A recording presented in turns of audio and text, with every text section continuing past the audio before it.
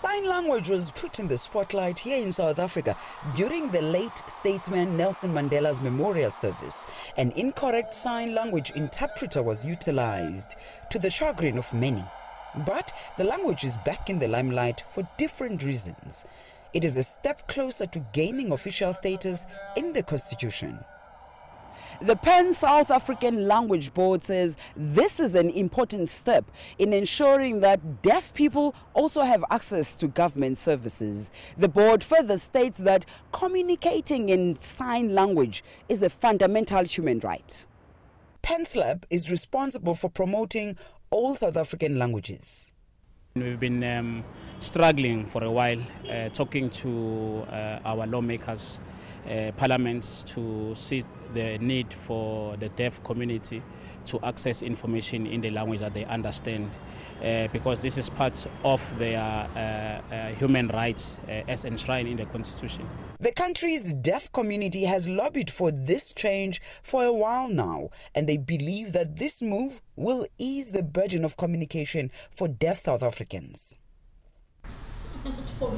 The most difficult thing is communication barrier, because the deaf community want to access and get freedom rights like everyone else in South Africa, but they always encounter barriers, and especially communication barriers, because South African Sign Language was not yet an official language.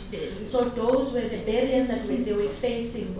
It was impossible for them also to participate in the society.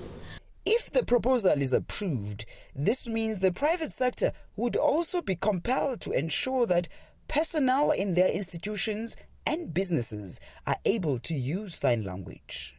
It also poses a challenge to government departments that they must provide or employ somebody who understands the language, So hence I'm saying it's not only just about saying they're going to access. There's still a lot of work that needs to be done in terms of making sure that they do access this information in the language that they understand. Again, look at court interpreters. I mean, that's another area that will benefit this deaf community. Again, in terms of creating employment for them. We're planning to also translate the South African Constitution into South African Sign Language, because Constitution is ours, so it has to be translated also into South African Sign Language, and it also be an easy access for them to enjoy and to understand their rights within the Constitution.